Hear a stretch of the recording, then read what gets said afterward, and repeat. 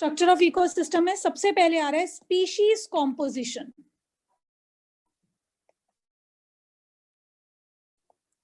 We talk of species composition. Species composition का मतलब होता है कि किस टाइप की स्पीशीज, किस टाइप की जाति प्रजातियां किस टाइप की जगह पे रह सकती हैं।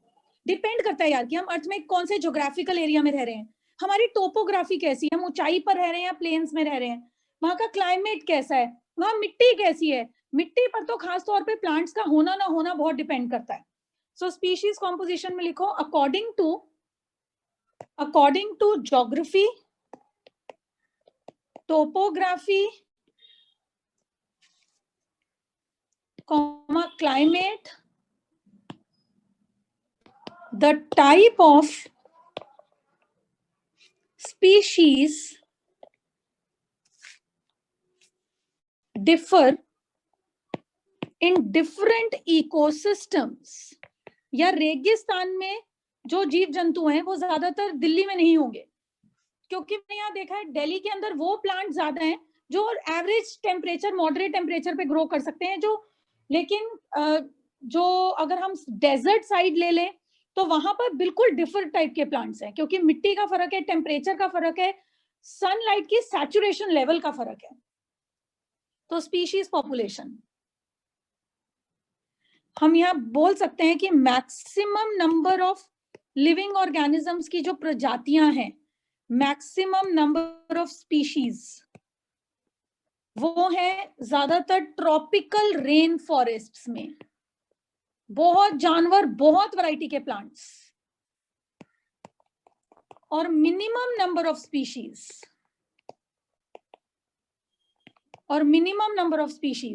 बहुत कम प्लांट्स और एनिमल्स की स्पीशीज, वो है डेजर्ट्स में और आर्कटिक रीजन्स में। आर्कटिक रीजन्स जहां पर बहुत ठंड होती है, और डेजर्ट जहां पर बहुत गर्मी होती है। सेकंड, हम इकोसिस्टम का स्ट्रक्चर का जो मेन पॉइंट है दैट इज स्ट्रैटिफिकेशन, जिसके ऊपर आपको अलग से 1 मार्कर या शॉर्ट क्वेश्चन आ सकता है। We talk of stratification.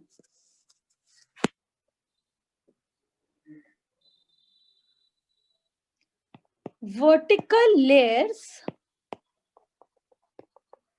where vegetation is dense. Vertical layers where vegetation is dense. Vertical layers where vegetation is dense. आप जंगल में हैं और दूर से देख रहे हैं आप कि एक पेड़ तो ना बहुत ही टॉल है, दूसरा जो प्लांट है वो उसके नीचे ग्रो कर रहा है, तीसरे छोटे छोटे श्रब्स उसके नीचे ग्रो कर रहे हैं, और उसके बाद ग्रो कर रही हैं छोटे छोटे हर्ब्स यानी कि ग्रासेस।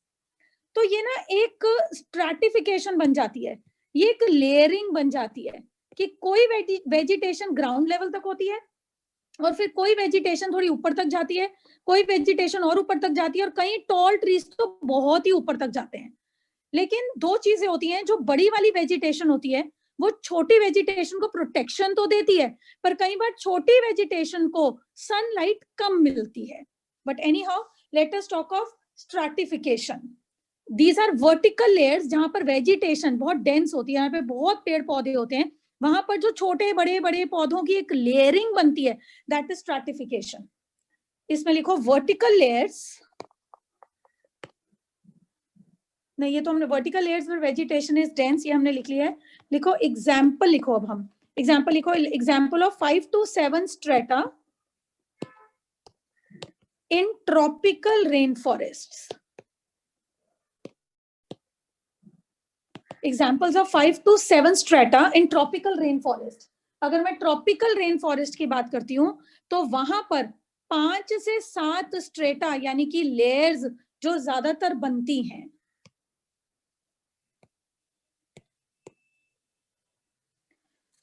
जो बहुत ग्राउंड लेयर बनती है that is grass eight ground level.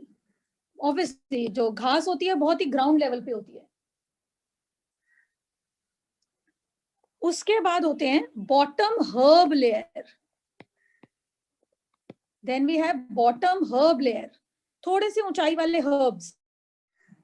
उसके बाद है श्रब लेयर, थोड़े से और ऊंचे plants, shrub layer below trees, पेड़ों के नीचे वो पौधे जो थोड़े से ऊंचे हैं। फिर आ रहे हैं under story trees. Under story trees का मतलब है वो पेड़ जो बहुत ऊंचे तो नहीं है, but they are not plants also, they are trees. फिर कैनोपी ट्रीज, वो पेड़ जिनका थोड़ा छत्ता डेंस है, जो फैलावट में जिनके ब्रांचेस और पत्ते हैं। और लास्ट में वो पेड़ आ रहे हैं जो लंबे निकल जाते हैं ऊपर की तरफ, लेकिन ऊपर जाके फैलते नहीं हैं। Those are emergent tall trees. सारी के सारी स्ट्रेटिफिकेशन है, ये सारी लेयरिंग है डेंस फॉरेस्ट में। Now we come to the other point. अब तीसरा वाला स्ट्रक्चर ऑफ कॉम्पोजिशन का थर्ड मेन टॉपिक, तीसरा स्ट्रक्चर का major component is standing crops. कि एक जगह पर लिविंग बायोमास, जिंदा बायोमास कितना है। क्योंकि बेटा जो जिंदा होगा ना वो कभी भी मिट्टी का हिस्सा नहीं बनेगा। जो पौधा जिंदा होगा वो मिट्टी का हिस्सा नहीं बनेगा। और जब तक वो पौधा या जानवर की डेड बॉडी जब तक मिट्टी में नहीं मिलेगी तब तक वो दोबारा से रिसाइकलिंग का हिस्सा नहीं बनेगी। जो चीज लिविंग है that can not be the part of recycling. तो स्टैंडिंग क्रॉप्स वो होते हैं जो जिंदा बायोमास होता है, जो अभी भी ग्रो कर रहा है। तो स्टैंडिंग क्रॉप्स में लिखो क्या चीज है ये, number of living organisms, number of living organisms present in unit area in ecosystem. Number of living organisms present in unit area in ecosystem. कितने लिविंग ऑर्गेनिजम्स हैं जो इकोसिस्टम के पर यूनिट एरिया में रह रहे हैं। लिखो इट इज लिविंग बायोमास। ये लिविंग बायोमास है, ये ड्राई नहीं है, ये जिंदा है, ये ग्रो कर रहा है, ये रिस्पायर कर रहा है, मे बी ये मूव कर रहा है। It is living biomass and it shows no circulation, and it shows no circulation.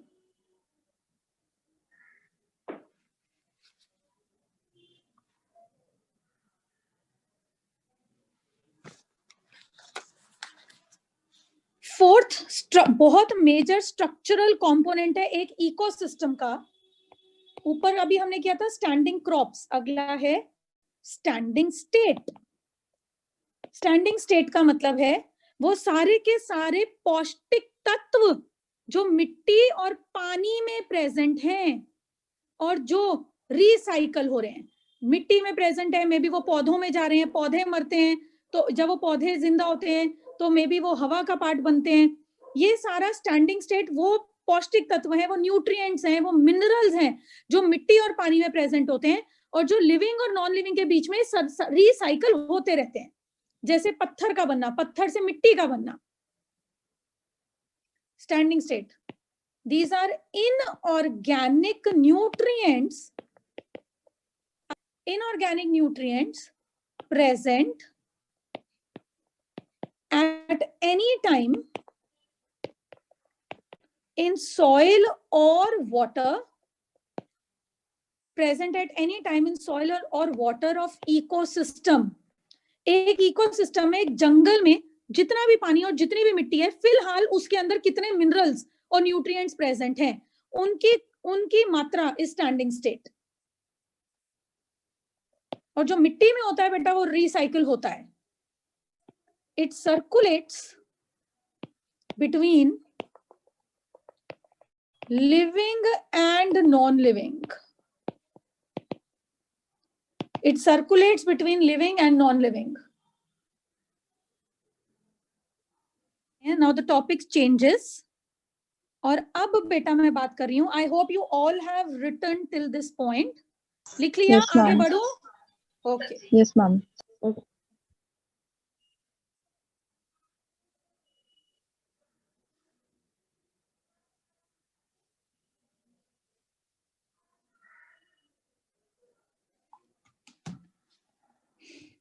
अब हमारा टॉपिक चेंज हो रहा है and we are talking about pond ecosystem. अब हम पानी वाले इकोसिस्टम्स की जरा बात करते हैं। पॉन्ड इकोसिस्टम, पॉन्ड इकोसिस्टम वही इकोसिस्टम है, तो लिविंग नॉन लिविंग कंपोनेंट्स दोनों होंगे क्योंकि वो पॉन्ड इकोसिस्टम है। तो लिखो इट हैज, लिविंग कंपोनेंट तो होगा तालाब के अंदर के जीव जंतु, और नॉन लिविंग कंपोनेंट होगा तालाब के अंदर का मे बी पानी, मे बी पानी के अंदर घुली हुई ऑक्सीजन, मे बी पानी को मिलने वाली sunlight. Pond ecosystem, it has both biotic and abiotic components. It has both biotic and abiotic components.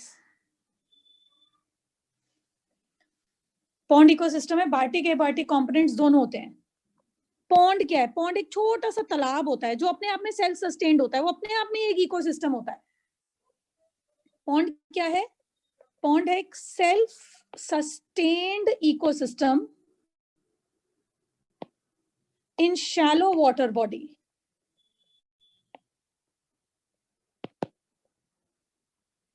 Pond एक सेल्फ सस्टेन्ड इकोसिस्टम है शैलो वाटर बॉडी में। शैलो वाटर बॉडी मतलब जो बहुत ज्यादा गहरा नहीं होता।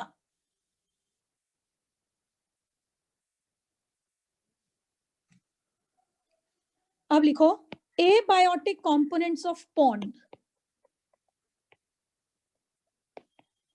पॉन्ड के अंदर के एबायोटिक कंपोनेंट्स, एक तालाब के अंदर नॉन लिविंग कंपोनेंट्स कौन से हैं लेकिन जो बहुत इंपॉर्टेंट हैं, एबायोटिक कंपोनेंट्स ऑफ पॉन्ड, उसके अंदर आ रहा है पानी,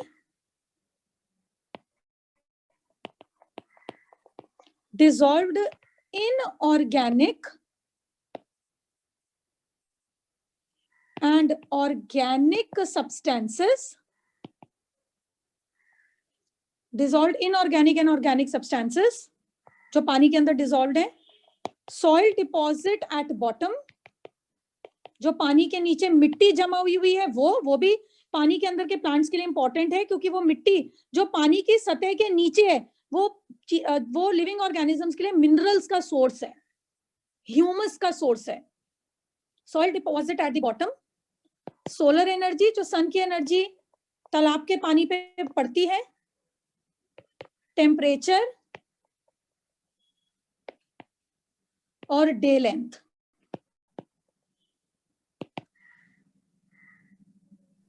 ये सारे एबायोटिक कंपोनेंट है एक पॉन्ड के।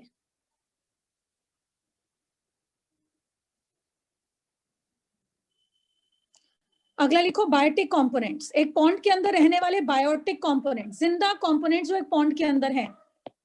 Biotic components of pond, pond के बायोटिक लिविंग कंपोनेंट्स वो है प्रोड्यूसर्स यानी कि प्लांट, पॉन्ड के अंदर रहने वाले प्लांट्स, देन कंज्यूमर्स और नेचुरली डीकंपोजर्स यानी कि माइक्रोब्स तो हर जगह ही होते हैं चीजों को डिके करने के लिए, एंड डीकंपोजर्स। एक काम करते हैं, अब फटाफट से लिखते हैं कि तालाब में, पॉन्ड में रहने वाले प्रोड्यूसर्स कौन है, तालाब में रहने वाले ग्रीन प्लांट्स कौन से हैं जो फोटोसिंथेसिस से अपना खाना खुद बनाते हैं, प्रोड्यूसर्स। वो हैं ऑटोट्रॉप्स। ऑटोट्रॉप्स वही होंगे जो तालाब के अंदर रहने वाले ग्रीन प्लांट्स होंगे या उनके कॉर्नर्स पे ड्वेल करने वाले ग्रीन प्लांट्स होंगे। और हमने हाइड्रोफाइट्स की अडेप्टेशंस देख ली ऑलरेडी।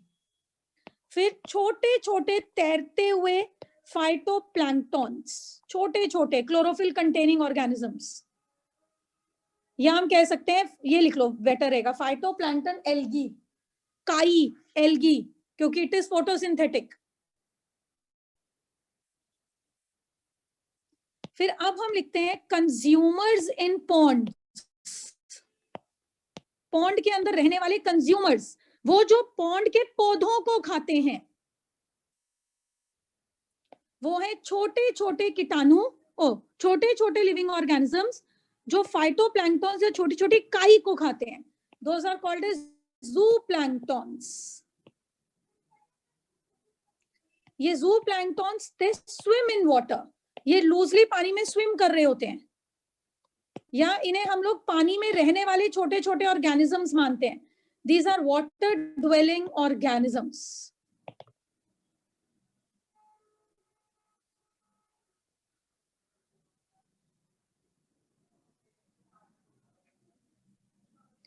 जू प्लैंक्टॉन्स जो प्लांट के अंदर रहते हैं, जो एनिमल लाइक होते हैं, वो फर्दर दो टाइप्स के होते हैं. कई जू प्लैंक्टॉन्स वो होते हैं जो पानी में सिर्फ ग्रीनरी को खाते हैं, और कई जू प्लैंक्टॉन्स वो होते हैं, वो एनिमल लाइक होते हैं जो दूसरे छोटे एनिमल्स को खाते हैं. हर्बीवोर जू प्लैंक्टॉन्स का एग्जांपल है लार्वे ऑफ सम इंसेक्ट्स, कुछ इंसेक्ट्स की young stages, larva of tadpole of frog, या कुछ फिश जो सिर्फ प्लांट्स पे डिपेंड करते हैं. और जो कार्निवोर्स होते हैं पॉन्ड के अंदर, जो दूसरे छोटे, those are scorpions, water Scorpions.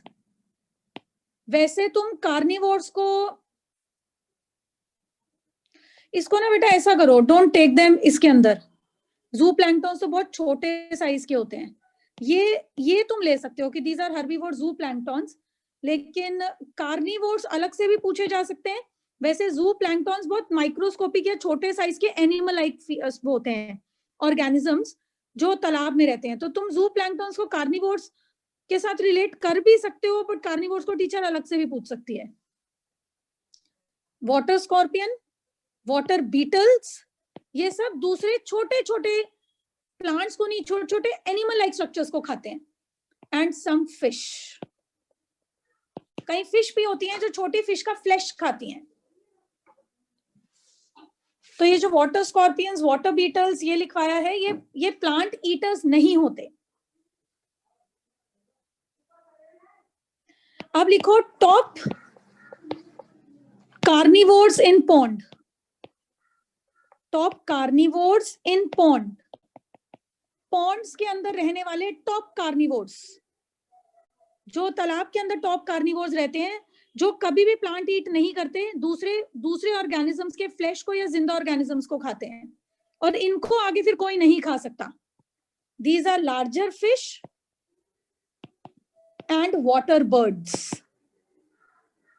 Larger fish and water birds.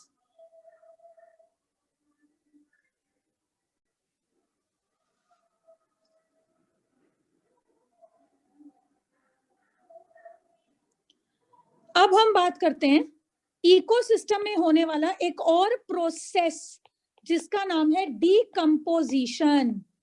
मरी हुई चीजों का गलना और सड़ना, गिरी हुई यूजलेस चीजों का गलना और सड़ना, जैसे गिरे पत्ते, गिरी टहनियां, मरे हुए जानवर,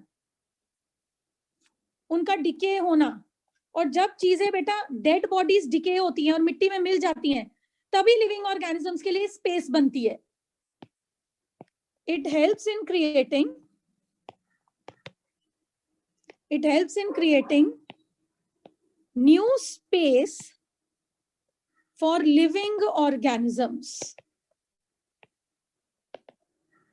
it helps in creating new space for living organisms. Decomposition एक ऐसा प्रोसेस है जिसके होने से डेड बॉडीज चली जाती हैं और लिविंग ऑर्गेनिजम्स के लिए न्यू स्पेस बन जाती है.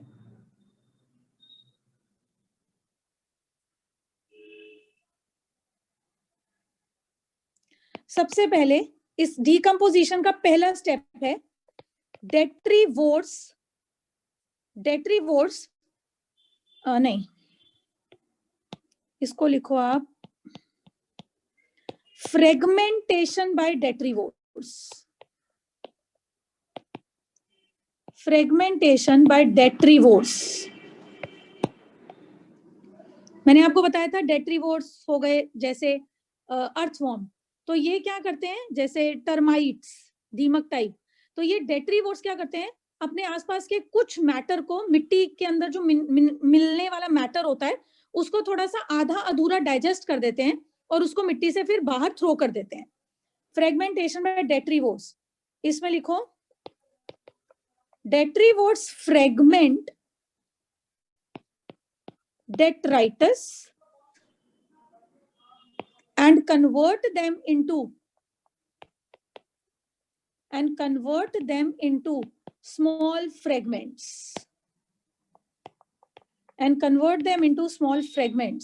जो डेट्रीवोर्स होते हैं वो डेट्राइटस को, मिट्टी में पड़े हुए कुछ पत्तों को, कुछ तिनकों को छोटे छोटे फ्रेगमेंट्स में तोड़ देते हैं, उन्हें पार्शियली डाइजेस्ट कर लेते हैं. They consume detritus in digestive system. वो detritus को कुछ हद तक पचाते हैं and it comes out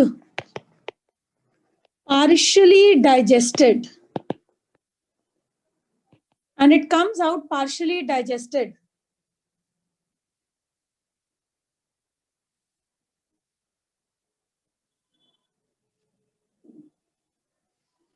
और वो चीज डेट्रीवोर्स के मुंह में से पार्शियली डाइजेस्टेड, आधी अधूरी डाइजेस्टेड वो चीज बाहर आ जाती है और आधी अधूरी अनडाइजेस्टेड.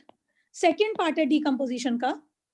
ये जो आधी अधूरी डाइजेस्टेड चीज डेट्रीवोर्स छोड़ते हैं ये थोड़ी सॉल्यूबल फॉर्म में होती है और ये अब धीरे धीरे इनको माइक्रो ऑर्गेनिजम्स और डिकम्पोज करते हैं और गलाते सड़ाते हैं. लिखो ओवर दिस डेट्राइटस, इस आधे अधूरे डाइजेस्टेड हिस्से पर, over this detritus comma decomposers उसके ऊपर डाइजेस्टिव जूसेस सिक्रीट करते हैं. मैंने आपको कहा था डीकम्पोजर्स में सेप्रोफाइट्स भी हो सकते हैं. Decomposers excrete digestive juices. और ये जो डेट्राइटस है ये थोड़ा और गलगले फॉर्म में, थोड़ा और सॉल्युबल फॉर्म में कन्वर्ट हो जाता है. It becomes, जो detritus है, it becomes simple and soluble. Detritus becomes simple and soluble. और कुछ माइक्रो ऑर्गेनिजम्स इसको यूज कर लेते हैं, कंज्यूम कर लेते हैं इस गले सड़े डेट्राइटस को. Decomposers consume a part of it. और जो कुछ सेप्रोफाइट्स, डीकम्पोजर्स इस डिकेड मैटर के कुछ हिस्से को अपनी ग्रोथ के लिए खा लेते हैं. और अभी भी जो डीकम्पोज्ड गला सड़ा मैटर मिट्टी में है वो मिट्टी में ही मिल जाता है, मिट्टी के अंदर चला जाता है. Some of decayed material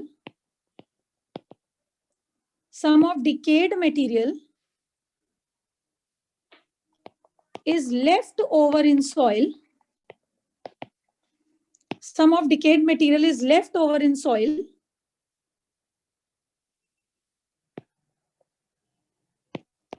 which is leached, जो मिट्टी के अंदर लीच हो जाता है, मिट्टी के अंदर चला जाता है, which is leached and percolated down in soil. और वो चीज मिट्टी के अंदर नीचे चली जाती है.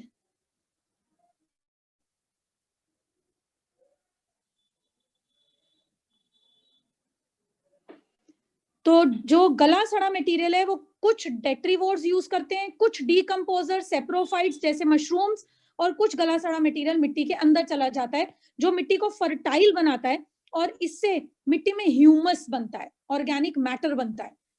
अब लिखो रिजल्ट ऑफ डीकम्पोजिशन. इकोसिस्टम में बहुत जगह पे डेड बॉडीज और डेड स्ट्रक्चर्स, मरे हुए गिरे हुए पत्ते, टहनियां, जानवर, ह्यूमन कार्कसेस बहुत डीकम्पोज हो रहे होते हैं. सो रिजल्ट है डीकम्पोजिशन का कि फाइनली मिट्टी में ऑर्गेनिक मैटर ऐड हो जाता है और ये चीजें मिट्टी में मिल जाती हैं. तभी तो बेटा ह्यूमन बींग्स के अंदर भी ज्यादातर जो दूसरे रिलीजन वाले लोग हैं वो इस चीज को फील करते हैं कि हमें डेड बॉडीज को मिट्टी में दफनाना चाहिए, क्योंकि डेड बॉडीज के का जो ह्यूमस होता है, जो मिनरल्स होते हैं वो वापस मिट्टी को मिल जाते हैं. हम लोग बर्न करते हैं लेकिन जो एशेस बचते हैं हम फिर उनको वाटर बॉडीज में या मिट्टी के अंदर डाल देते हैं ताकि रिसाइकलिंग हो. तो रिजल्ट ऑफ डीकम्पोजिशन है humus is formed in soil. कि मिट्टी के अंदर ह्यूमस बनता है, और मिट्टी के अंदर ह्यूमस बनने को कहते हैं ह्यूमिफिकेशन। ह्यूमस बनता है डिकम्पोजिशन से, डिके से, और साथ साथ मिट्टी के अंदर मिनरल्स भी आते हैं, डेड ऑर्गेनिज्म से मिट्टी में मिनरल्स भी वापस आते हैं, एंड इनऑर्गेनिक न्यूट्रिएंट्स और minerals are also added in soil, और सॉइल के अंदर इनऑर्गेनिक न्यूट्रिएंट्स या मिनरल्स भी ऐड होते हैं।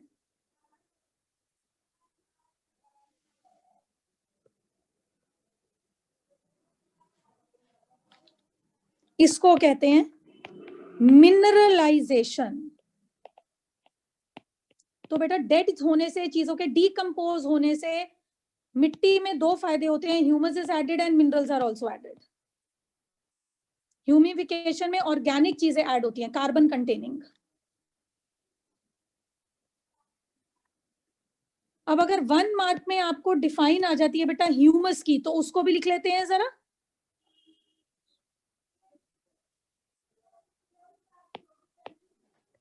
ह्यूमस लिखो, it is dark coloured organic matter,